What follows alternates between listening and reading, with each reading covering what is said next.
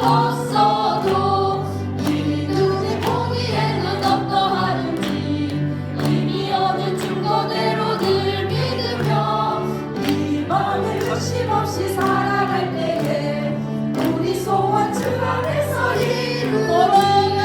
걸어가세 믿음 위에 서서 나가세 의심 버리고 걸어가세 믿음 위에 서서 눈과 귀에 아무 증거 없어 주님의 거룩함을 두고 맹세한 주 하나님 아버지는 참 믿구나 그 귀한 모든 약속 믿는 자에게 잊지 못할 무슨 일이 있을 아멘 걸어가세 믿음 위에 서서 나가세 의심 버리고 걸어가세 믿음 위에 서서 눈과 귀에 아무 증거 우리 3절 다시 한번 주님의 거룩함을 두고 맹세한 주 하나님 아버지는 참 믿구나 그 귀한 모든 약속 믿는 자에게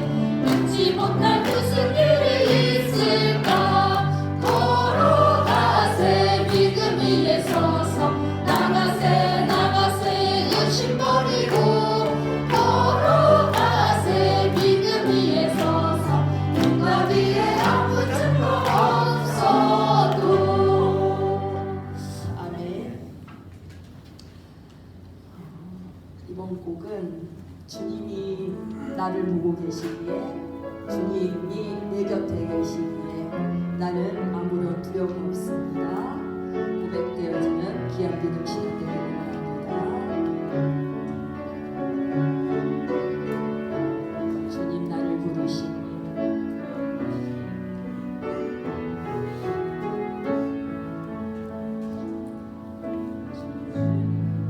주님 나를 부르시니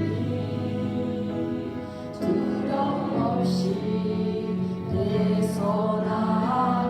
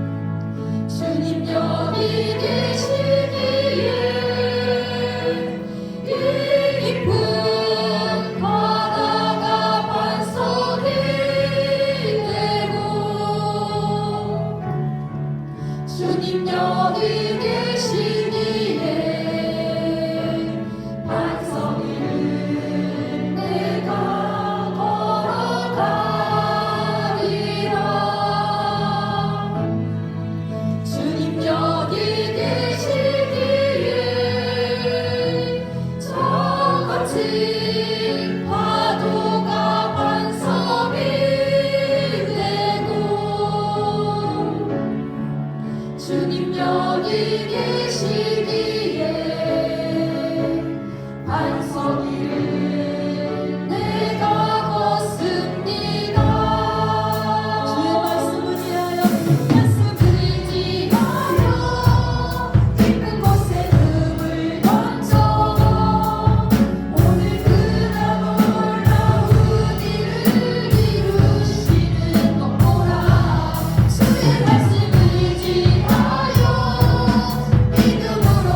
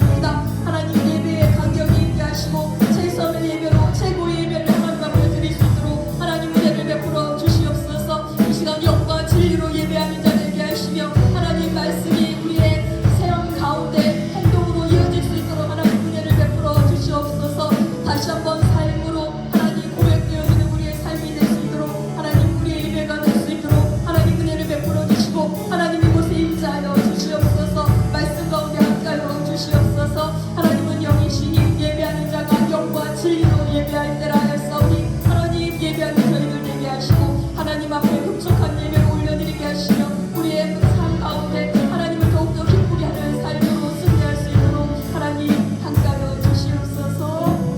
숨을 지하여 깊은 곳에 금을 던져 전에 그가 놀라운 일을 이루시는 것 보라. 주의 말씀을 지하여 믿음으로 금을 던져 있는 자에게 있는지 못하옵네. 주의 말씀을 지하여 깊은 곳에 금을 던져 오늘 그가 놀라운 일을 이루시는 것 보라. 주의 말씀을 지하여 믿음으로 금을 던져 있는 자에게 있는지 못하옵네. 시간이 되었습니다. 자리에 일어나셔서 삶의 예배로 나가도록 하겠습니다.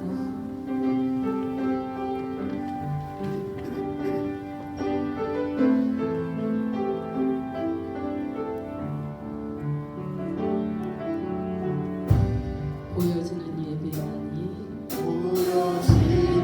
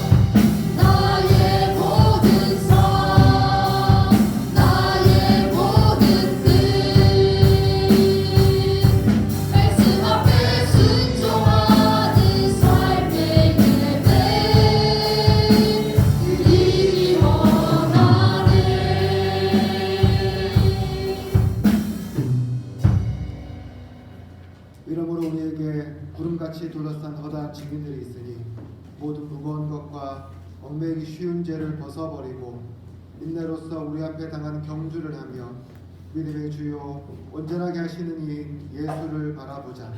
그는 그 앞에 있는 기쁨을 위하여 십자가를 참사 부끄러움을 개의치 아니하셨느니라. 너희가 피곤하여 낙심하지 않기 위하여 죄인들이 이같이 자기에게 거역한 일을 참으신 이를 생각하라. 아멘. 거룩하신 하나님 아버지 감사합니다. 우리를 사랑하여 주셔서 하나밖에 없는 독생자 예수 그리스도를 이 땅에 보내주시고 우리 죄를 위해 십자가에 못 박혀 죽게 하시고 부활하셔서 우리를 구원해 주신 은혜 참으로 감사합니다. 오늘 우리가 그 구원의 은혜에 감사하고 감격하여 이 자리에 나와 예배합니다. 하나님 아버지, 우리의 마음과 생각을 받아주시고 이 예배를 통해 우리가 드리는 모든 영광과 찬송을 받아주시옵소서. 특별히 성령 하나님 이 자리에 좌정하여 주셔서 우리에게 성령으로 충만케 하여 주시고 지혜의 말씀으로 우리를 깨우쳐 주시옵소서. 그래서 오늘도 주님이 주신 은혜와 감격을 충만히 경험하게 하여 주시며 주님의 한량없는 사랑으로 넘치는 이 시간 되게 하여 주시옵소서. 오늘 우리가 주님 앞에 전심으로 나아갑니다. 주님께만 영광 돌립니다. 마칠 때까지 악한 마귀 사탄 틈타지 못하게 지켜주시고 온전히 삼위 하나님께 영광 돌리는 시간 되게 하여 주시옵소서.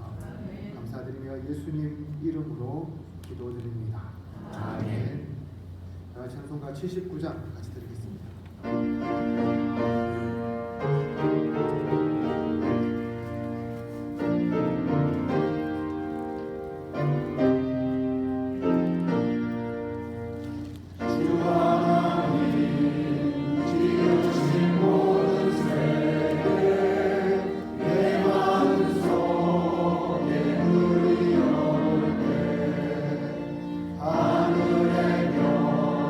울려 퍼지는 내 성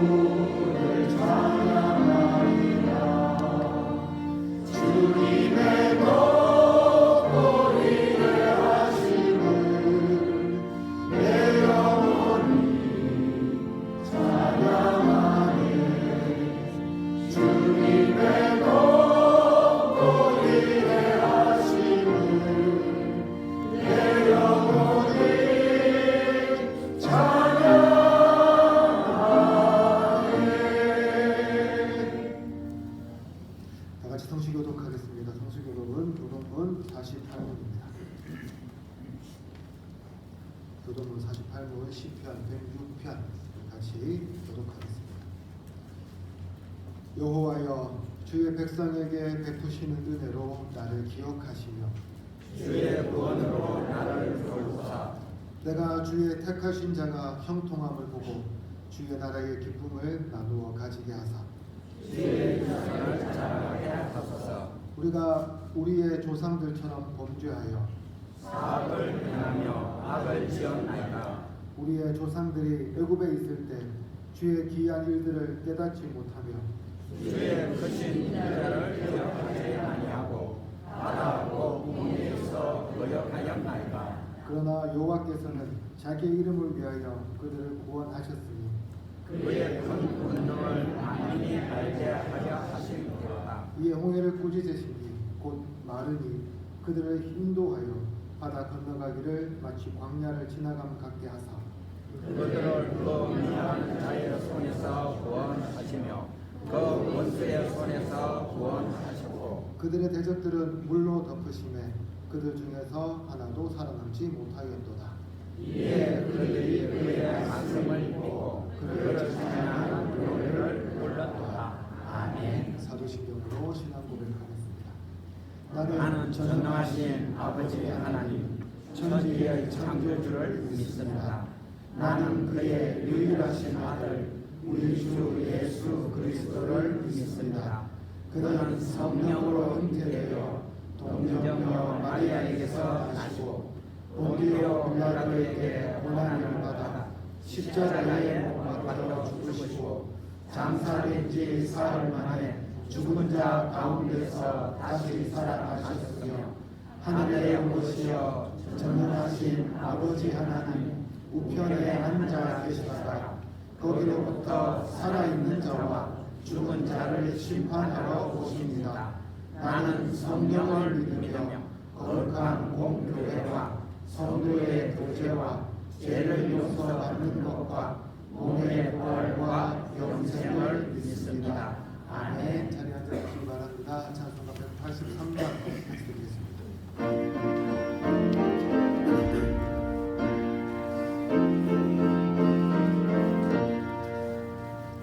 빈들의 마른 풀같이 시르는 나의 영혼 주님이 약속한 성령 간절히 기다리네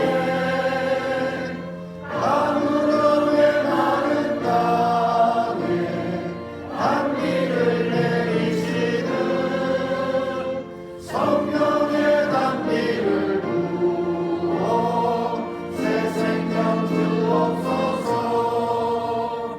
반가운 빗소리 들려 산천이 춤을 추네 봄비로 내리는 성령 내게도 주옵소서. 아무렴의 마른 땅에 단비를 내리시는 성령의 단비를 부어 새 생명 주옵소서.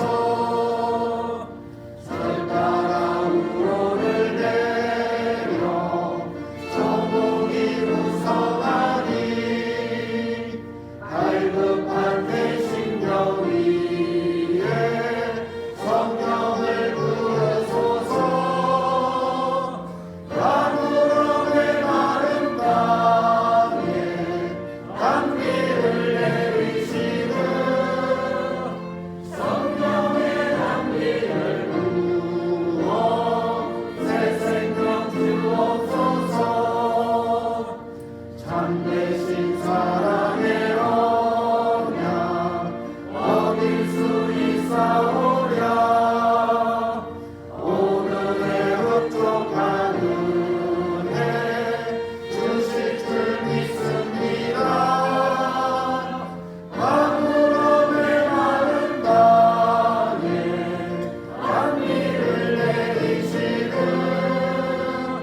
성령의 단비를 부어 새 생명 주옵소서.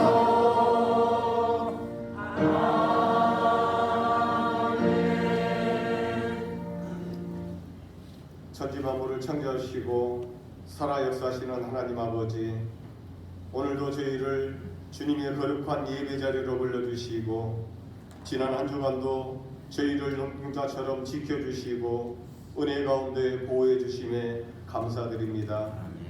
이 시간 저희가 신령과 전심으로 주님 앞에 나아가오니 오늘 드려지는 예배를 기쁨으로 받아주시옵소서. 저희의 찬양과 기도와 말씀을 사모하는 마음을 기쁘게 받으시고 이 예배를 통해 하나님께서 영광 받아 주시옵소서. 오늘 예배를 통해 저희의 영혼이 새롭게 되고 하나님의 뜻을 깨달아 그 뜻대로 살아가는 믿음의 사람들이 되게 하여 주옵소서. 지난 한 주간의 삶을 되돌아봅니다. 하나님의 뜻대로 말씀대로 살아가야 하지만 저희의 믿음이 약하여 나의 뜻, 나의 생각대로 생활하였으며 하나님의 뜻을 저버리고 살아온 저희들의 삶을 용서하여 주옵소서. 저희들 주님의 은혜 아니면 살아갈 수 없다고 매일같이 고백하며 참 진리요 생명 되시는 예수님을 세상에 전하는 저희들 되게 하여 주옵소서. 이 나라의 어려움을 아시는 하나님, 지금 이 나라는 그 어느 때보다 혼란한 상황에 처해져 있습니다. 이로 인하여 이 나라 국민은 물론 경제, 애교 등 모든 면에서 폭풍 위에 놓여있는 돛담배처럼 어두운 상황에 처해 있습니다. 이 모든 것이 하나님을 떠나고 교만한 우리 모두의 잘못임을 고백합니다.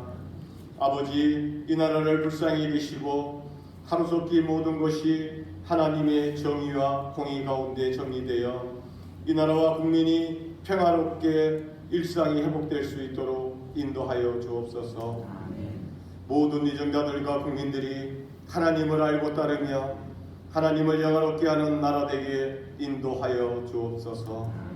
특별히 간구하옵기는 하나님께서 선하신 도우심을 간구하는 성도들이 있습니다.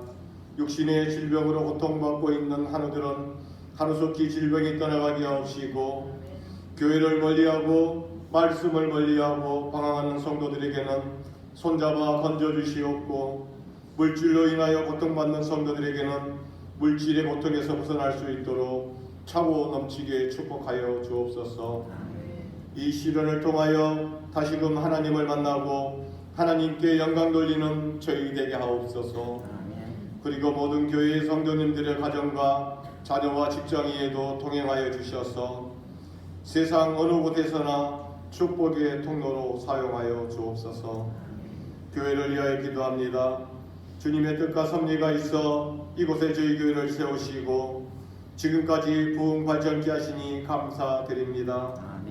이 지역에 주님을 알지 못하고 불쌍한 심령들 많이 있습니다. 주님, 저희 교회 모든 성도가 성령 충만함으로 하나님과 동행하는 삶을 살아가며 이 지역 사회에 복음의 일꾼으로 감당할 수 있도록 인도하여 주옵소서. 교회 한 사람 한 사람이 전도자라는 사명감으로 세상에 본이 되는 삶이 되게 하시고 섬기는 것에 인색하지 않고 넉넉함으로 베풀 수 있는 교회와 성도되게 축복하여 주옵소서. 말씀을 듣습니다. 이 시간 말씀을 전하신 목사님께 영육간의 강건함과 성령의 충만함을 주셔서 말씀을 선포할 때 모든 성도들이 아멘으로 화답하고 그 말씀을 붙잡고 세상을 향해 담대함으로 나아가 승리하는 삶을 살아가게 하옵소서. 또한 목사님께서 올해 계획하신 목회 예정 가운데 함께 하셔서 언제 어느 곳에서 말씀을 전할 때 은혜가 넘치는 시간 되게 하옵소서. 교회 각지에서 수고하는 많은 손길들 있습니다. 아버지, 이들의 수고의 열매가 돌짝밭이 아닌 옥토밭에 떨어져 기이한 열매로 아버지께 영광 돌리게 하옵소서. 매 순간마다 감사와 찬양이 넘쳐나는 은혜가 있게 하여 주옵소서. 찬양으로 영광 올려드립니다. 찬양으로 영광 올려드리는 찬양대를 축복하여 주옵소서. 찬양으로 영광 올려드리는 할렐루야 찬양대의 찬양을 흠량하여 주시고 그들의 찬양이 우리의 찬양이요 기도요 고백이 되며 은혜 받는 복된 시간 되게 하여 주옵소서. 이 모든 말씀 우리 삶의 주인 되시는 예수님의 이름으로 기도드립니다. 아멘.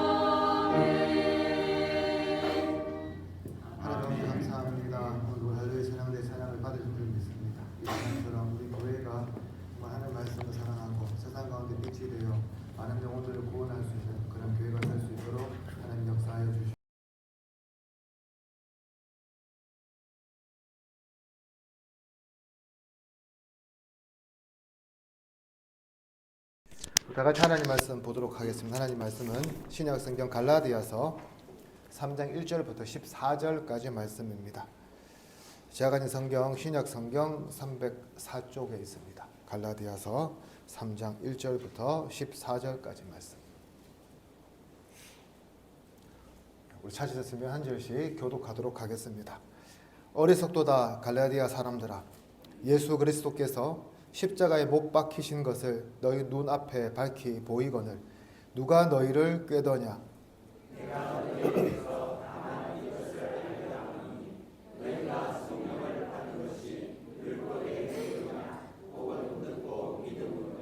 너희가 이같이 어리석으냐? 성령으로 시작하였다가 이제는 육체로 마치겠느냐?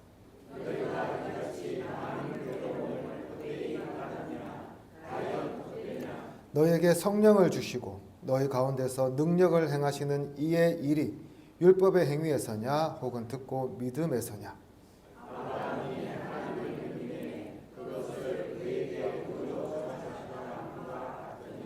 그런즉 믿음으로 말미암은 자들은 아브라함의 자손인 줄 알지어다.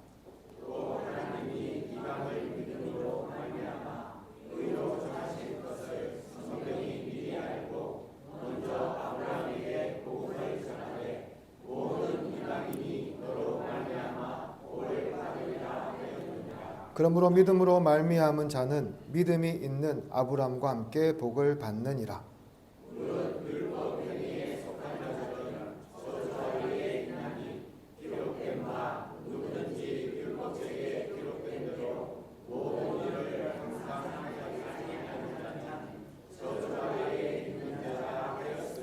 또 하나님 앞에서 아무도 율법으로 말미암아 의롭게 되지 못할 것이 분명하니 이는 의인은 믿음으로 살리라 하였습니다.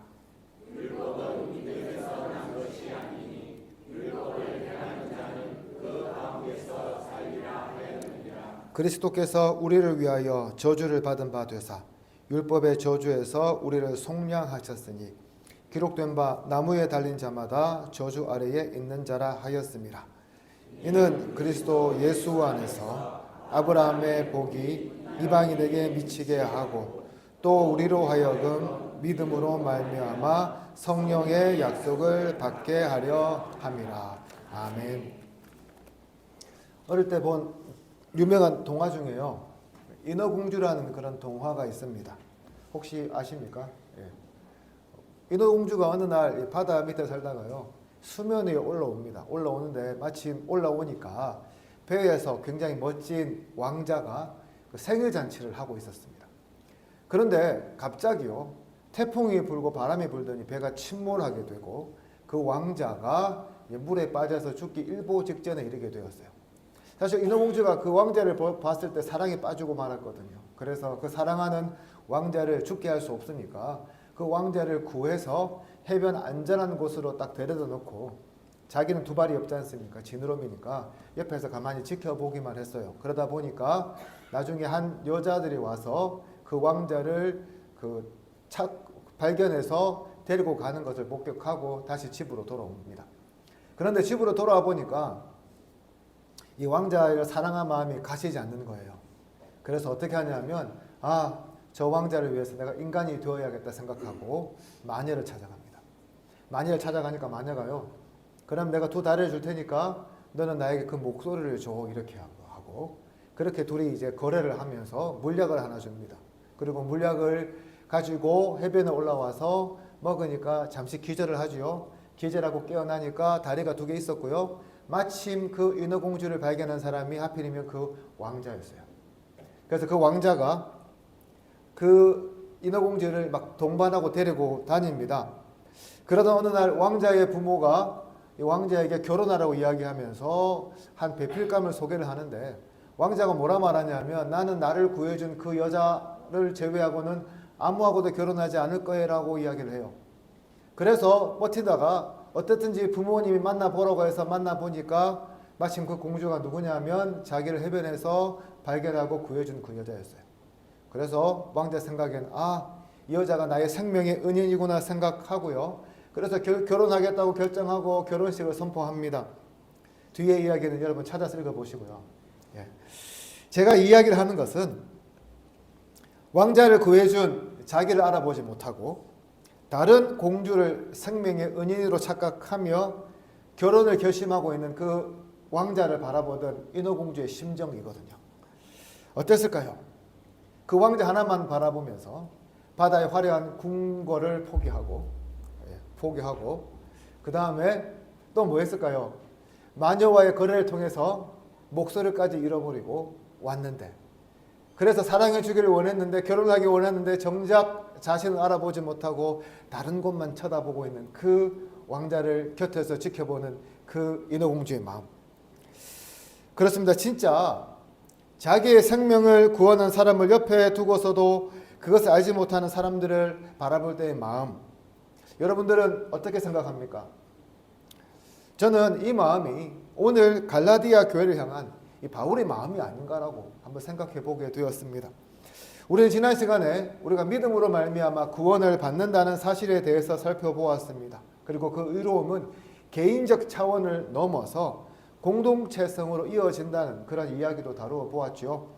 오늘 본문에서 바울은 시작하면서부터요, 갈라디아 교회 성도들에게 매우 답답한 자신의 심정을 토로하고 있습니다. 오늘 본문 1절을 시작하자마자 바울이 이렇게 말을 해요. 어리석도다 갈라디아 사람들아. 어떻게 느껴집니까? 좀 세게 느껴지죠. 그런데 그 헬라 원문으로 보면 이 어리석도다의 말에 헬라어로 오라는 이런 감탄사가 붙어 있어요. 이렇게 붙여서 해석해 보면 어떤 의미가 있냐 하면 참 바보 같네요 여러분, 참 멍청하네요 여러분, 이런 의미가 있다고 해요. 들으면 굉장히 기분이 안 좋겠죠, 그렇죠? 그런데 이렇게 기분이 안 좋을 걸 알면서도 왜 바울이 이런 말을 사용하고 있을까요? 정말 그 어리석은 행동에 분노하고 답답한 심정을요, 이렇게 표현하고 있는 거죠.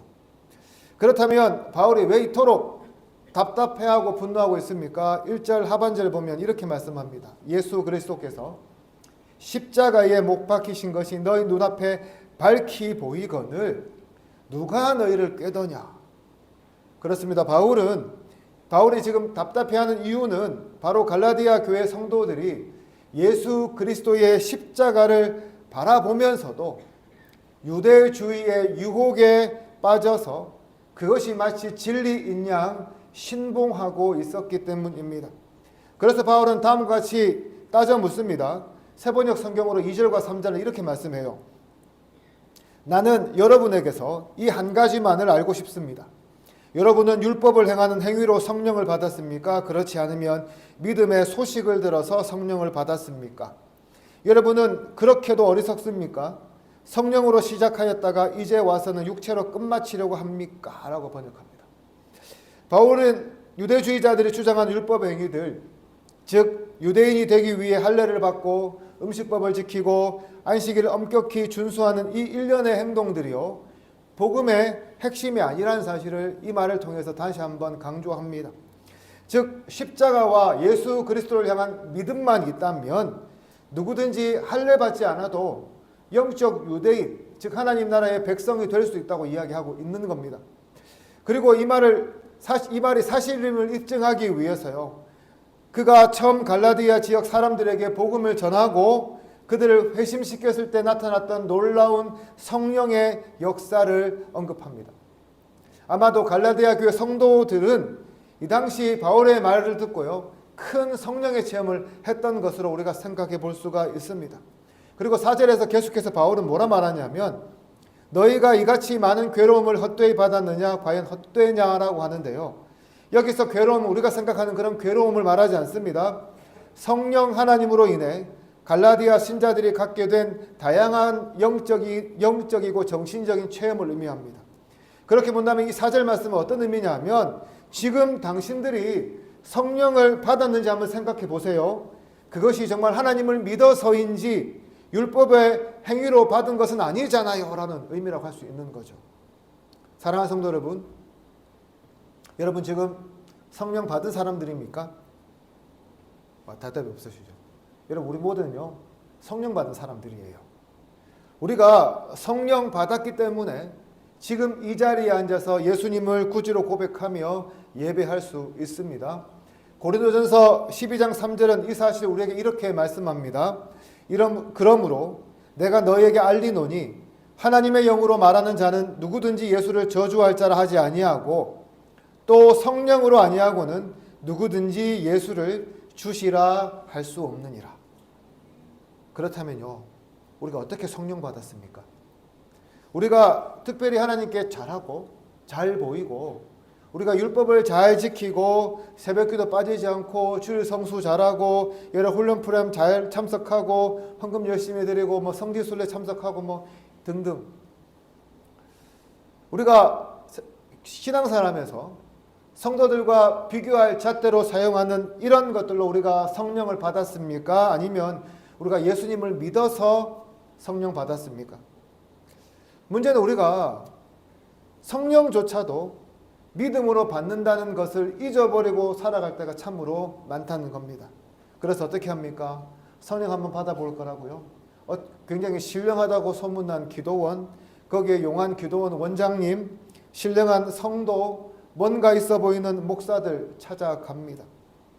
성령의 은사도 인위적으로 받아낼 수 있다고 생각해서요, 방언받기 위해서 뭐라 말합니까? 방언하는 사람 옆에서 기도하라고 이야기하지요. 참 안타까운 것은 그런 사람들 찾아가면 하는 이야기가 뭐냐 하면 대부분 헌금, 돈과 연관되어 있다는 거예요. 헌금 이만큼 하세요라는 이야기를 한다고 합니다. 다시 말해서 돈으로 성령을 사고 파는 매매 행위를 하는 것이 오늘날 우리의 현실이고 실태라는 거예요. 그것도 아니면 뭐라 그럽니까? 정성을 들여라, 기도를 몇 시간 해라, 그것 왜 이것 해라 저것 해라라고 이야기하죠. 어떤 뭐 방언반 학교에가 있다고 하더라고요. 가면 항상 먼저 시키는 게 랄랄라를 시키려고 합니다. 랄랄라를 하면 방언을 하나 봐요. 중요한 것은 성령을 받는 것은 방법이 아니라요, 믿음으로 말미암는 은혜라는 거예요.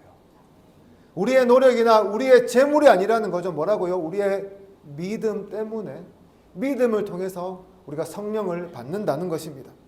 그렇습니다. 우리가 성령을 받는 데 있어서 율법의 행위라는 것 전혀 필요하지 않습니다. 어떤 특별한 방법이 필요한 것도 아닙니다. 오직 예수 그리스도의 그 십자가 사건과 예수님께서 나의 구주가 되심을 믿기만 하면 뭐라고요? 예수님께서 우리에게, 하나님께서 우리에게 성령을 부어주신다는 겁니다. 그러므로 사랑하는 성도 여러분, 성령 받아볼 거라고 이리저리 여러분 쫓아다니지 마시기 바랍니다. 성령의 은사 받아볼 거라고 이리저리 여러분 기웃기웃 대시지도 마시기 바랍니다. 여러분 뭐 학교라 불리는 곳에 가서 배우지도 마시기 바랍니다. 우리는 뭐라고요? 이미 어떤 사람이요? 성령 받은 사람이에요. 또 성령은 뭐라고요? 우리가 예수님 믿을 때 임하는 것이 다른 것 아무리 추정해봤자 임하지 않는다는 사실을 우리가 꼭 기억하고 살기를 소망합니다. 그렇다면 왜 갈라디아 지역의 신자들은 유대주의자들, 곧 거짓 교사들의 유혹에 그토록 쉽게 넘어갔을까요? 복음을 받아들이고 예수 그리스도를 구주로 믿음으로써 성령 하나님을 만나고 그분께 강력하게 사로잡혔던 그 갈라디아 성도들이 왜 갑자기요 그렇게 쉽게 유대주의로 넘어가고 말았냐 하는 거죠. 역설적이도 그 이유가 뭘까요? 갈라디아 성도들이요 그만큼 하나님 사랑했기 때문입니다. 하나님 사랑해서 넘어가는 거예요. 하나님 너무 사랑하니까 어떤 마음 가질까요? 내가 하나님을 위해서 뭐라도 더 할 수 있지 않을까? 내가 뭐라도 더 하고 해야 하지 않을까라는 마음이 드는 거죠. 바로 그 점을 유대주의자들이 파고들었다는 겁니다. 그래서 뭐라 말합니까? 여러분 이방인으로 태어났지만 여러분들이 할례까지 받고 율법까지 지키면 하나님 얼마나 더 기뻐하시겠어요? 여러분들이 얼마나 더 완벽하게 보이겠어요? 그러니까 이렇게 하세요라고 이렇게 꿰는 거죠. 그리고 그런 유혹에 정말 이게 좋아 보이네 생각하고 갈라디아 교회 성도들 넘어가는 겁니다. 여러분 어떻게 생각합니까? 내가 하나님을 사랑해서 더 열심을 내는 게 뭐가 잘못됐습니까? 내가 하나님을 사랑해서 뭔가 더 잘 보이고 싶고 더 정성을 다하는 것이 뭐가 잘못됐습니까? 그렇게라도 해서 내가 주님 사랑하는 마음에 보답하고 싶은 것이 뭐가 잘못됐냐는 거예요. 하나님과의 사랑에 푹 빠져 있다 보니까, 그래서 하나님에게 뭔가라도 내가 드리려 하다가 보니까 다른 어떤 행위 없이 오직 믿음으로 하나님의 백성이 될 수 있다는 바울의 가르침보다도 할례나 율법을 제대로 지킴을 통해서 하나님의 참된 백성이 될 수 있다는 그 거짓 가르침에요 미혹될 수밖에 없었다는 거죠. 그렇습니다. 갈라디아 교회 성도들이 보기에 눈에 보이지 않는 믿음의 능력보다는 무언가 눈으로 볼 수 있는 나타나는 그런 효과를 지닌 이런저런 율법의 행위들이 그들 눈에는 더 우월하고 탁월하게 보였기 때문에 이토록 쉽게 유대주의로 넘어가고 말았다는 겁니다.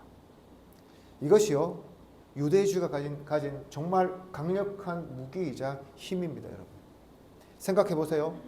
아무것도 하지 않고 가만히 있는 것하고 내가 남들이 하고 있지 않은 무언가를 하고 있을 때 여러분 차이가 있을까요? 없을까요? 있을 수밖에 없는 거죠. 내가 믿음으로 말미암아 구원을 받았다는 그 사실에 만족하며 사는 것하고 이런저런 규정을 지키면서 사는 사람의 차이가 과연 우리가 없다고 말할 수 있을까요?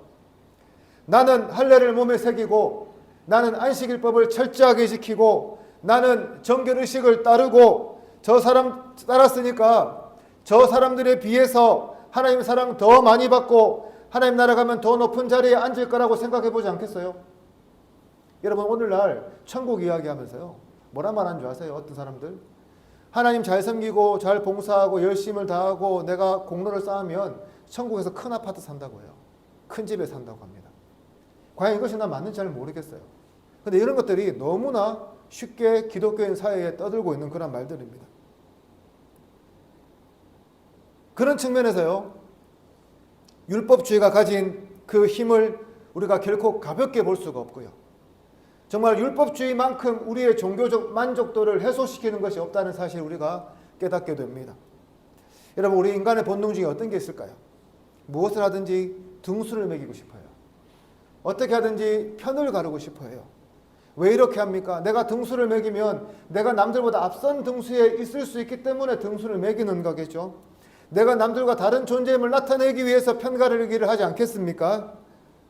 이런 우리의 본능을 생각해 본다면 율법보다 나은 게 있을까요? 율법보다 우리의 그러한 마음들을 충족시켜주는 것들이 있을까요? 없다는 거예요. 얼마나 좋습니까? 얼마나 신앙생활이 즐거워질까요? 비록 내 몸은 즐거워도 남들보다 우월하다는 지속적인 정신적인 세뇌, 이 가스라이팅을 당하다 보니까 이만큼 행복한 신앙생활이 어디 있을까요? 그런데요, 언제 이럴까요? 우리가 사람을 바라볼 때 이런 감정을 느낀다는 거죠. 우리가 사람을 바라보고 신앙생활을 하면 이것만큼 좋은 게 없습니다. 그러나요, 우리가 하나님을 바라보며 신앙생활을 하면요, 이것만큼 비참한 신앙생활도 없다는 겁니다. 왜냐하면 겉으로는 신앙이라는 숭고한 가치를 두고 있지만 결과는 하나님 보시기에 사람들 갈라놓고 차별하는 것, 그 이상도 그 이하도 아니기 때문입니다. 근데 여러분, 이게 전부가 아니에요. 율법의 행위가 더 무서운 이유는 무엇이든지 율법으로 만들 수 있다는 겁니다. 그래서 우리가 믿음이라고 부르는 것조차도 율법이 될 수 있는 거죠. 예를 들어서 우리가 나는 믿음 생활하고 저 사람은 믿음 생활하지 않네? 이렇게 생각하고 누군가를 차별하고 정죄하는 순간 그 믿음도 뭐가 된다고요? 율법의 행위로 전락하고 만다는 겁니다. 이외에도 우리가 교회 다니면서 하는 것들 있죠. 새벽기도 하고 모든 예배 다 참석하고 11조하고 헌금 다 하고 구제하고 기도 오래 하고 주일학교 교사하고 찬양팀하고 주일 봉사하는데 이러한 것들을 당연하게 내가 생각하지 않고 남들과 비교하면서 누군가를 정죄하고 차별하고 판단하는 걸 사용한다면 그 자체로서 우리가 뭐라고요? 21세기에 바울이 그토록 경멸하는 유대주의자가 되어버리고 만다는 겁니다. 이런 유대주의자들의 근본에는 누가 있었을까요? 바로 아브라함이 있었습니다. 아브라함은 우리가 잘 아는 것처럼 혈통적인 유대인의 조상입니다. 이 당시 보수적인 유대인들은 스스로 아브라함의 자손으로 규정하기를 참 좋아하고 있었습니다. 오늘 본문에서 바울도 이 사실 부인하지 않습니다. 인정해요. 그러나 동시에 뭐라 말합니까? 아브라함을 통해서요, 유대인들이 믿는 율법이 아닌 믿음으로 말미암아 의롭게 되었다고 이야기하고 있습니다. 8절 말씀 한번 우리 보실까요? 우리 8절 말씀 우리 같이 읽도록 하겠습니다. 시작. 또 하나님이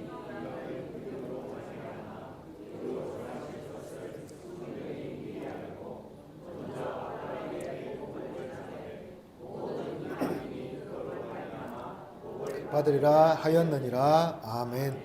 8절에서 바울은요, 창세기 12장 이야기를 합니다. 창세기 12장에서 하나님께서 아브라함을 부르세요. 그런데 아브라함을 부르신 결정적인 목적이 뭐라고요? 아브라함의 혈통적인 후손인 유대인들에게만 복을 주시기 위함이 아니라 아브라함과 그의 자손들을 통해 온 열방에 하나님의 복을 주시기를 원했다는 겁니다. 그렇습니다. 여러분, 아브라함이 선택받은 것, 율법 잘 지켜서 받은 거 아닌 거 여러분 잘 아시지 않습니까? 아브라함이 하나님의 부르심을 받았을 때 아브라함이 한 게 뭐가 있습니까? 아무것도 한 게 없어요.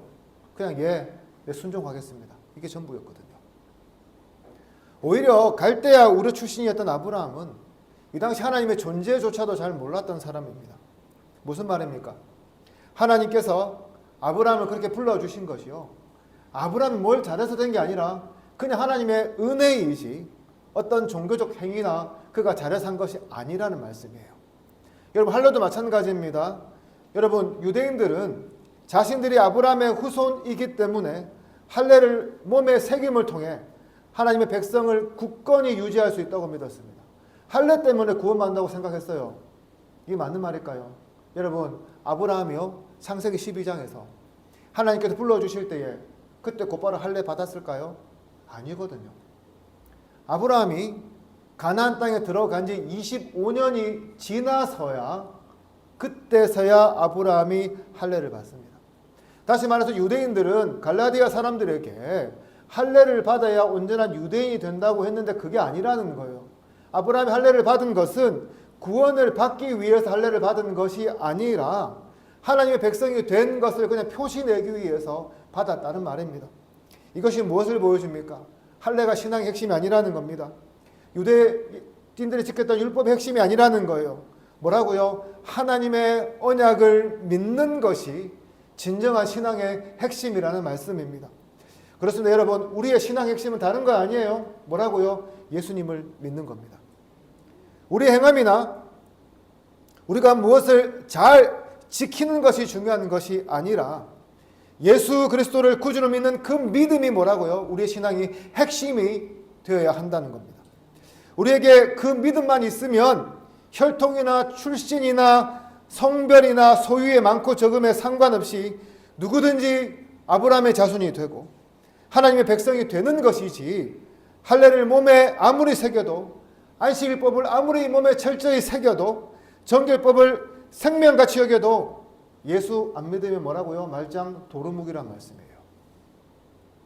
그렇다면 이와 같은 율법 행위가 왜 문제가 될까요? 10절에서 바울은 뭐라 말하냐면 우리가 율법의 행위에 속하게 되면 저주 아래 들어간다고 경고합니다. 참으로 무시무시하죠. 여러분, 우리 중에 율법을 완벽하게 지킬 수 있는 사람이 있을까요? 여러분, 성경에 율법을 완전히 지킨 사람이 있을까요? 없을 것 같죠? 있습니다. 누가 있을까요? 사도 바울이에요. 사도 바울은 빌립보서 3장에서 자기가 모든 율법을 철저히 지킨 사람이라고 당당하게 밝히고 있습니다. 그렇게 본다면 율법의 행위로 바울은 흠잡을 데가 없는 사람이었어요. 당연히 이것을 기준으로 삼으면 그는 의로운 사람이 되고요. 자기 입장에서 보면 이것만큼 자기에게 유리한 것이 없었던 사람인 거죠. 가장 강력한 무기였습니다. 그럼에도 불구하고 바울이 율법의 행위에 속하면 안 된다고 말하는 이유는 율법의 행위를 지키며 살아가는 그 삶이 하나님을 사랑하고 그분을 경외하며 기쁨으로 신앙생활을 하는 것이 아님을 스스로 깨달았기 때문이었습니다. 매 순간 남과 나 자신을 비교하며 집착하고 또한 지키지 못하는 율법들에 대한 강박적인 두려움에 시달리고 그래서 평생 감옥에 갇힌 듯 살아가는 일그러진 종교인의 삶일 뿐 그것이 그 이상도 그 이하도 아니라는 것을 바울은 너무나 잘 알고 있었기 때문이었습니다. 여러분, 새벽기도 하는 거 즐겁습니까? 헌금 드리는 거 행복합니까? 예배 참석하는 거 귀합니까? 아무도 아멘 안 하시네요. 그렇게 될 줄로 믿습니다. 그러나 우리가 이러한 믿음의 행위를 하면서도 하나님을 사랑하는 마음이 그 마음속에 없다면, 우리가 많은 예배를 드리면서도 예배하는 기쁨이 그 마음속에 없다면 그것은 어떤 사람이라고요? 하나님께 속한 사람이 아니라 율법의 행위에 속한 사람이라는 겁니다. 서강대학교에서 철학을 가르치시다가요, 지금 미국 칼빈 신학교에서 강의하시는 이 강영한 교수님이 쓰신 신을 모르는 시대의 하나님이라는 책에 보면 바로 이런 사람들을 가르쳐 뭐라 말씀하는 줄 아세요? 교회 안에 무신론자라고 합니다. 하나님 안 믿는 사람이라는 거예요. 여러분, 얼마나 무서운 말입니까? 예배조차도 눈치 보기 위해 드리고 신앙생활도 남들에게 잘 보이기 위해 한다면 그것은 교회 안에 무신론자적인 삶이고 율법주의적인 삶이라고 바울은 오늘 본문에서 경고하고 있는 겁니다.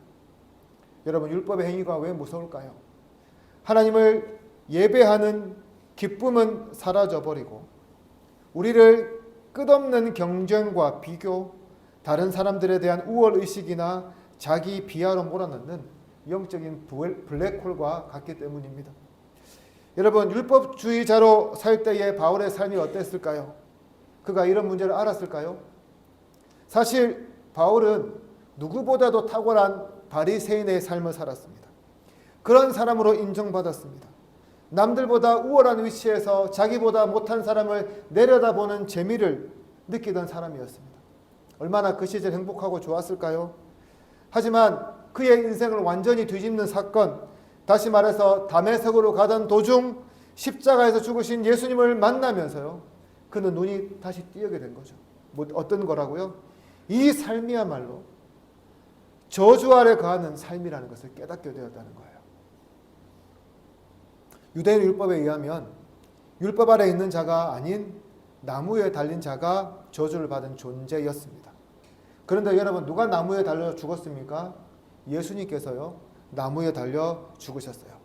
그렇게 본다면 바울 입장에서, 옛날 바울의 입장에서 보면 예수님은 저주 아래서 죽은 사람이라는 거죠. 믿을 만한 가치가 전혀 없는 사람인 겁니다. 아마도 바울은 회심 이후 수년 동안 이 문제를 갖고 씨름했을 겁니다. 그리고 구약 성경을 처음부터 끝까지 몇 번이고 다시 되짚어보며 묵상했을 겁니다. 그리고 마침내 깨달은 결론이 뭐냐 하면요, 하나님의 아들이신 예수님께서 스스로 저주를 받아 십자가에서 죽으심으로 모든 인간이 놓여있던 율법의 저주에서 속량해 버리셨다는 겁니다. 여러분, 13절에 보면 속량이라는 말이 나오죠. 이 말 뜻이 뭘까요? 값을 지불하다예요. 돈 주고 산 겁니다. 그 말대로 예수님 자기의 생명을 내어 주심으로 율법의 저주들에 대한 값을 지불하셨던 겁니다. 그리고 하나님은 다른 사람을 판단하고 정죄하는 도구인 율법의 행위가 아니라 예수님을 따라 그분의 희생과 낮아짐 그리고 죽음까지 불사하는 사랑의 삶을 사는 것이 참된 의로움이라는 사실을 가장 놀라운 기적인 십자가와 부활을 통해서 우리에게 보여주셨습니다. 그렇다면 이 사건이 의미하는 바가 무엇일까요? 여러분, 예를 들어서요, 1과 10이라는 숫자가 있습니다. 1만큼 의로운 사람과 10만큼 의로운 사람이 있어요. 여러분 생각에 1만큼 의로운 사람이 의로운 사람입니까? 10만큼 의로운 사람이 의로운 사람입니까? 10이겠죠, 그렇죠? 그런데 그 뒤에 무한대의 숫자를 가진 의로운 사람이 있어요. 무한대의 숫자를 가진 입장에서 1과 10의 숫자를 보면 어떨까요? 다 똑같은 거예요. 도토리 키재기라는 겁니다. 예수 그리스도 속량하심을 이 무한대로 우리가 생각해 보는 거죠. 그렇습니다, 여러분. 상대방이 1만큼 의롭고요, 내가 10만큼 의롭다고 해봐야 예수 그리스도의 속량하심에 미칠 수 없다는 거죠. 그냥 도토리 키재기에 불과하다는 겁니다. 무슨 말입니까? 예수 그리스도의 그 속량하심의 은혜에 비교해 볼 때요, 우리가 서로를 향해서 누가 의롭고 누가 덜 의롭다고 비교할 필요가 없고 누가 낫다고 싸울 필요 없이 모두 뭐라고요? 주님 안에서 하나가 되어야 한다는 겁니다. 아무리 우리가 의롭다고 이야기해 본들 주님의 속량 앞에서는 미칠 수 없기 때문에 우리가 서로의 부족함을 좀 인정하고 이해하고 하나 되는 그런 모습이 필요하다고 이야기하고 있는 겁니다.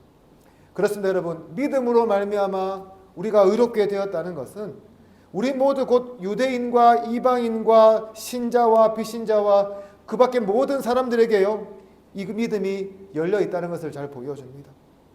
그 앞에서는 우리의 헌신이나 잘남도 뛰어난 은사조차도 무의미하다는 겁니다. 하나님 앞에서는 그 누구도 율법으로 말미암아 의로워질 수가 없습니다. 왜냐하면 오직 의인은 뭐라고요? 믿음으로 말미암아 살기 때문입니다. 사랑하는 성도 여러분, 오늘 이 자리에 모이는 우리 모두는요, 믿음으로 말미암아 의롭게 된 사람들입니다. 우리가 죄인 되었을 때에 예수님께서 우리를 위해 죽어주시고 부활해 주셔서 우리의 죄를 속량해 주셨기에 우리는 하나님의 자녀가 된 사람들입니다. 더 이상 우리 사이에 차별이 없어야 하고요, 더 이상 우리 사이에 정죄가 없어야 하고요, 더 이상 우리 사이에 장벽이 없어야 하는 존재가 뭐라고요? 저와 여러분들이라는 거예요. 오늘 여러분들 어떻습니까? 우리는 정말 차별 없고 정죄 없고 장벽이 없는 공동체를 만들어가고 있습니까? 정말 우리보다 연약한 사람들을 끌어안고 우리보다 부족한 사람들을 세워주고 업어주며 가는 공동체입니까? 아니면요, 작은 흠도 크게 만들어서 안 좋은 소문을 내고 음해하고 자기의 의를 자랑하면서 공동체를 파괴하고 있습니까? 1900년대에 미국에 하나의 놀라운 부흥이 있었습니다. 뭐냐 하면 LA의 아주사란 거리에 있었던 그런 부흥 사건이었어요. 윌리엄 조셉 시무어 목사님이 LA의 아주사 거리에서 목회하다가 그곳에서 엄청난 성령의 역사와 이적들이 나타나며 폭발적인 부흥이 일어났다고 합니다. 이 운동 중에 특별히 이 방언과 성령 사역이 크게 나타났는데요. 특별히 방언 사역이 넘쳐서 사람들이 방언을 많이 받고요. 그래서 그 방언 받은 지역으로 선교 나간 일들이 많았다고 합니다. 중국어 방언 받은 사람은 중국어로 가고, 힌디어 방언 받은 사람은 인도로 가고, 스페인어 방언 받은 사람은 스페인으로 갔다고 해요. 하지만 아주사 거리의 폭발적인 성령 임재 당시 대부분의 사람들이 간과한 하나의 엄청난 기적이 있었는데 뭐냐면요, 부흥이 일어나자 흑인과 백인, 아시아인 등 인종차별이 완전히 사라졌다는 겁니다. 지금도 여러분 인종차별이 없는 시대라고 하지만 차별 은근히 있거든요. 그런데 이 당시에 정말 노골적인 인종차별이 넘쳤던 그 시대적 분위기에서 상상할 수 없는 일들이 일어났다는 겁니다. 이때 미국에는 한 가지 법이 있었습니다. 짐 크로우 법이라고요. 무슨 법이냐면 인종차별을 노골적으로 하는 법이었어요. 그래서 공공장소에서 백인과 유색인종이 함께 앉을 수 없었습니다. 버스를 타도 기차를 타도 유색인종석과 백인석이 따로 나눠져 있었습니다. 그런데 아주사 거리에 성령 하나님이 강하게 임하시자 그곳에 존재하던 모든 인종적 차별들이 일순간 사라져 버렸습니다. 이 부흥운동의 놀라운 점이 바로 이것이었어요. 인간과 인간 사이에 존재하던 증오와 차별의 장벽을 무너뜨리는데요, 하나님의 위대한 능력이 나타나게 되었다는 거죠. 사랑하는 성도 여러분, 오늘날 이 시대에 왜 강력한 성령의 역사가 나타나지 않고 있을까요? 왜 오늘날 이 시대에 강력한 부흥의 역사가 나타나지 않고 있을까요? 예수 그리스도 앞에서 우리 안에 있는 벽을 허물고 손에 손을 맞잡고 하나 되는 그런 믿음이 아니라 우리의 신학적, 정치적 기준과 서로 다른 생각들이 먼저이기 때문 아닐까요? 그래서 나와는 다른 사람들을 밀어내고 차별하다 보니까 우리가 오늘날 놀라운 성령의 기적들과 부흥을 맛보고 있지 않는 것 아닐까요? 오늘날 우리 교회 안에 왜 강력한 부흥의 역사가 임하지 않습니까? 우리가 서로가 하나됨을 인정하지 못하고 서로를 향해 욕하고 비난하기 바쁘기 때문이 아닐까요? 나와 다른 사람을 다른 사람으로 보지 못하고 틀린 사람으로 바라보고 우리가 정죄하기 때문 아닙니까? 믿음 안에서 한 형제와 자매가 되어야 한다는 말을 그렇게 크게 딱지가 않도록 많이 들으면서도 그것은 나와 아무 상관이 없는 소리라고 우리가 스스로 판단하기 때문 아닐까요? 사랑하는 성도 여러분, 우리가 예수 그리스도의 십자가 보혈로 구원받았다면, 우리가 예수 그리스도의 십자가로 말미암아 우리의 죄가 속량받았음을 믿는다면, 우리가 예수님을 통해 아브라함의 자녀가 되었다는 것을 믿는다면 우리는 율법의 행위가 아닌 믿음으로 유대인과 이방인 사이의 벽을 허물고 원수를 친구 되게 만드신 그리스도의 십자가의 복음으로 하나 되는 그런 삶을 추구하고 살아갈 수 있어야 합니다. 오늘 이 시간도 하나님 우리에게요, 율법만 따박따박 잘 지키는 그런 종교인 원하지 않으세요. 남들보다 뭐 잘나 보이고 잘했다고 내세우는 그런 사람 원하지 않으십니다. 보는 눈과 듣는 귀를 열어서 겸손히 듣고 믿음으로 성령의 임재를 기다리고요, 그 안에서 하나 되는, 하나 되기를 추구하는 그런 주님의 백성을 지금 이 순간도 찾고 계십니다. 사랑하는 성도 여러분, 부디 우리가 이러한 주님의 백성이 되어서 복음에 합당하게 살아가고 성령 안에서 하나 되는 그런 주님이 바라보기에 기뻐하는 삶을 살아가는 저와 여러분 되기를 주님의 이름으로 축복합니다. 기도드리겠습니다. 하나님 아버지 감사합니다. 오늘도 우리에게 말씀을 주시고 은혜를 다하여 주셔서 감사합니다. 오늘 말씀처럼 우리도 믿음이 아닌 율법을 쫓아 어리석은 삶을 사는 자들이 되지 않게 하여 주시고 오로지 믿음으로 살아서 진정 무엇이 우리를 의롭게 하는지를 보여줄 수 있게 하여 주시옵소서. 더 나아가 우리가 믿음으로 살면서 손에 손을 잡고 벽을 어물어 진정한 하나님 안에 하나됨의 은혜를 누리게 하여 주시옵소서. 감사드리며 예수님 이름으로 기도드립니다. 아멘. 다 같이 말씀을 생각하시면서 찬송가 220장 같이 드리겠습니다.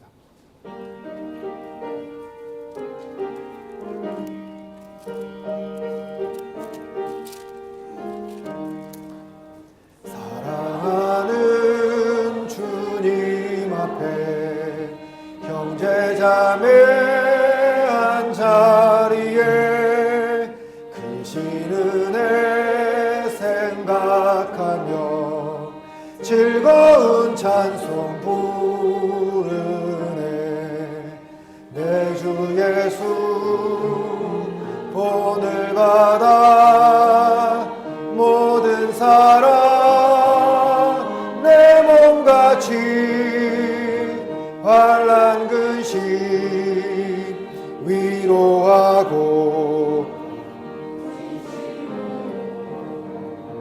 사랑하세. 사랑하는 주님 앞에 온갖 충성 다 바쳐서 괴로우나 즐거우나 주님만 힘써 섬기네. 우리 주님 거룩한 손 제자들의 발을 씻어 남 섬기는 종의 도를 몸소 행해 보이셨네.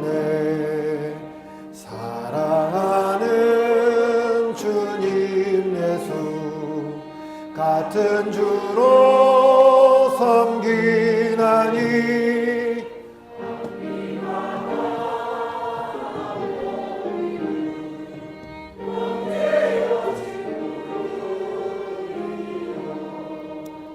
한 몸같이 친밀하고 마음으로 하나 되어 우리 주님 크신 뜻을 지성으로 준행하세.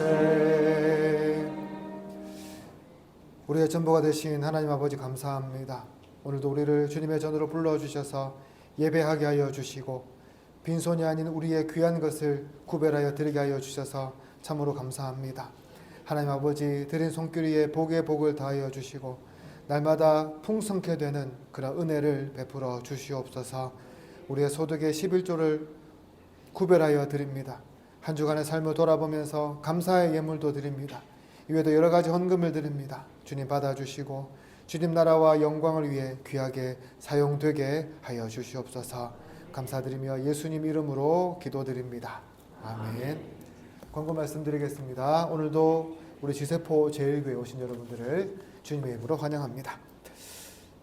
오늘은 전도주일입니다. 그래서 예배 후에 그 붕어빵 전도 준비도 좀 해야 되고요. 오후 예배 후에 붕어빵 나눠줄 텐데 남전도회 여러분들은 식사를 마치시고 붕어빵 세팅을 하는데 좀 일손이 필요하오니 좀 나와서 함께 동참해 주시기를 바랍니다. 오늘 오전 예배 후에 다회가 있습니다. 그리고 정기 재직회가요. 다음 주 오전 예배 후에 있습니다. 참 오랜만에 재직회 하거든요. 재직분들 빠지지 마시고 꼭 참석하셔서 함께 동참해 주시길 바랍니다.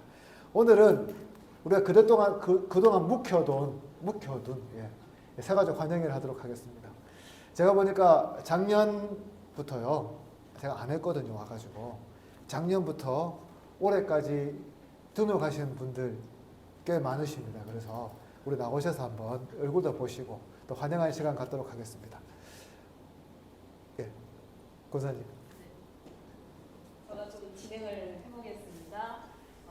작년에 보니까 우리 김창옥 집사님, 제가 부를 테니까 빨리 나오십시오. 자, 김창옥 집사님, 우리 이종영 집사님, 이정희 원사님, 우리 오성준 성도님, 김영순 성도님, 이내성 성도님, 배현환 성도님, 그리고 김상아 성도님, 자, 이정희 성도님, 조명숙 집사님, 그다음에 박정현 성도님, 자, 신성환 성도님, 김혜영 성도님, 김성자 권사님, 우리 최성구 성도님, 이렇게, 그리고 목사님 오시기 전에 우리 이정구 성도님, 그리고 박명숙 집사님, 네, 나오시면 되겠습니다.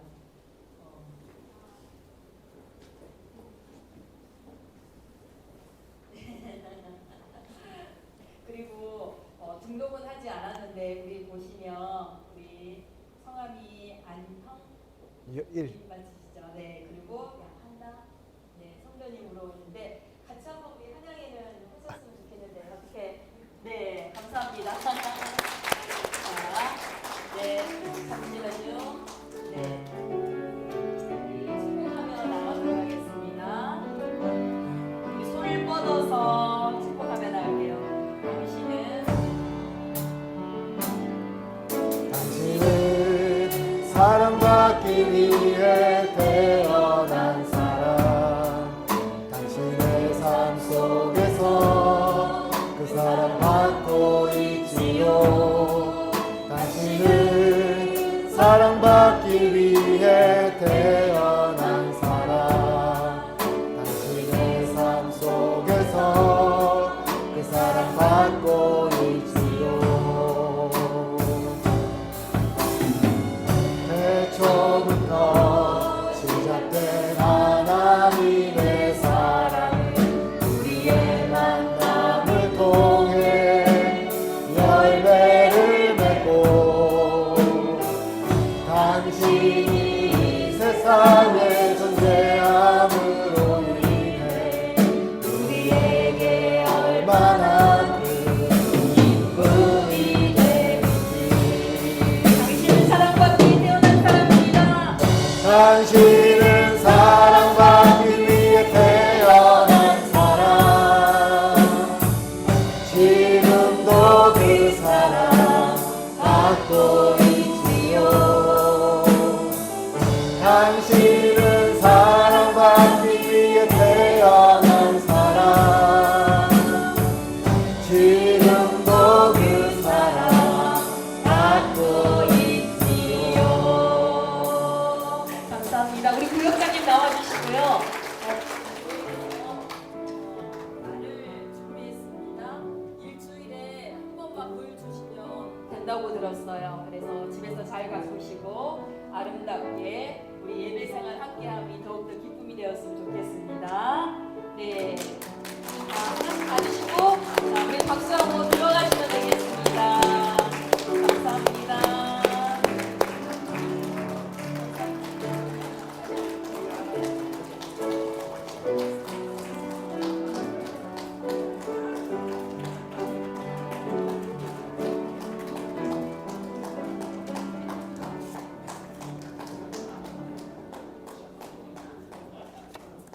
여러분 이제 얼굴 잘 기억하셔서 보시면 항상 환영하시고 함께 축복하시고 함께 사랑의 교제를 나누면 좋겠습니다. 잠시 기도하겠습니다. 하나님 아버지 감사합니다. 우리 교회에 참으로 귀한 분들 보내주시고 함께 믿음 생활을 하게 하시는 데 참으로 감사합니다. 하나님 아버지 우리가 정말 이분들을 더욱 사랑하고 품게 하여 주시고 우리가 믿음 안에서 사랑의 교제를 나눔을 통해서 정말 그리스도 안에 한 가족됨을 이루어갈 수 있도록 하나님 도와주시옵소서. 특별히 아버지 하나님 우리가 서로 믿음 안에서 교제하게 하여 주시고 세상 여러 가지 생각들과 부정적인 것들과 여러 가지 거짓된 말들이 침노하지 못하게 도와주시며 항상 우리 안에 사랑만 남을 수 있도록 하나님 붙잡아 주시옵소서. 특별히 새로 오신 분들 우리 교회에 적응 잘할 수 있도록 도와주시고 함께 믿음 생활하며 천국의 꿈을 꿀 수 있도록 하나님 역사하여 주시옵소서. 감사드리며 예수님 이름으로 기도드립니다. 아멘. 다 같이 일어나셔서 찬송가 53 잠시 한 가지 빠졌습니다. 우리 김윤희 집사님께서 오늘 우리 칡즙 제공해 주셨습니다. 혹시 더 드시고 싶은 분들은 이야기하시면 된답니다. 이 칡즙은 그냥 칡즙이 아니라 우리 박영숙 집사님이 직접 캔 칡으로 만든 칡즙이니까 맛있게 드시기를 바랍니다. 다 같이 찬송가 53장 같이 드리겠습니다.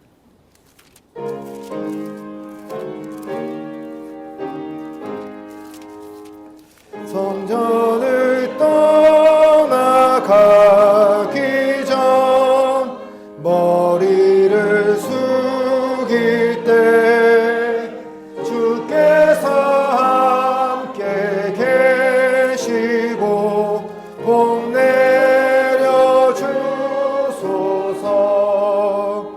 집으로 돌아가는 길 주동해 하시고 내 모든 언행 심사를 다 지켜주소서. 거룩한 날이 다가고 저녁이 되도록 주 우리 맘에 빛 되사 늘 계시옵소서. 아멘. 우리 주 예수 그리스도의 은혜와 하나님의 사랑과 성령의 교통하심이 너희 무리와 영원토록 함께 있을지어다. 아멘.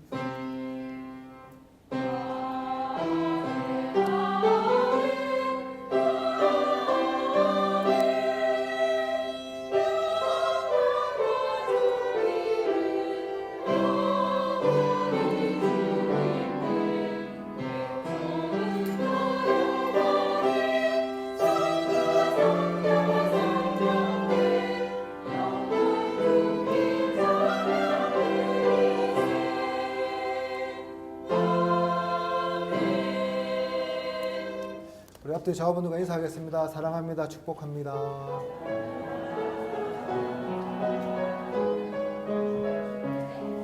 우리 같이 서로보다 축복할까요? 주께 힘을 얻고 주께 힘을 얻고 그 마음에 시온의 대로가 있는 그대는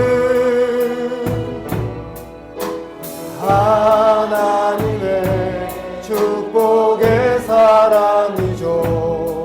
주님 그대를 너무 기뻐하시죠. 주의 집에 거하기를 사모하고 주를 항상 찬송하는 그대는 하나님의 축복의 사람이죠. 주님 그대를 너무 사랑하시죠. 그대 섬김은 아름다운 찬송, 그대 헌신은 향기로운 기도,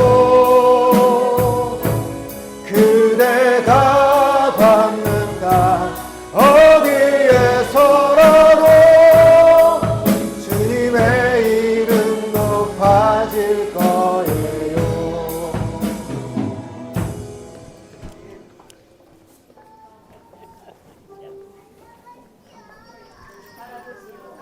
잠시만요. 제가 끊을게요.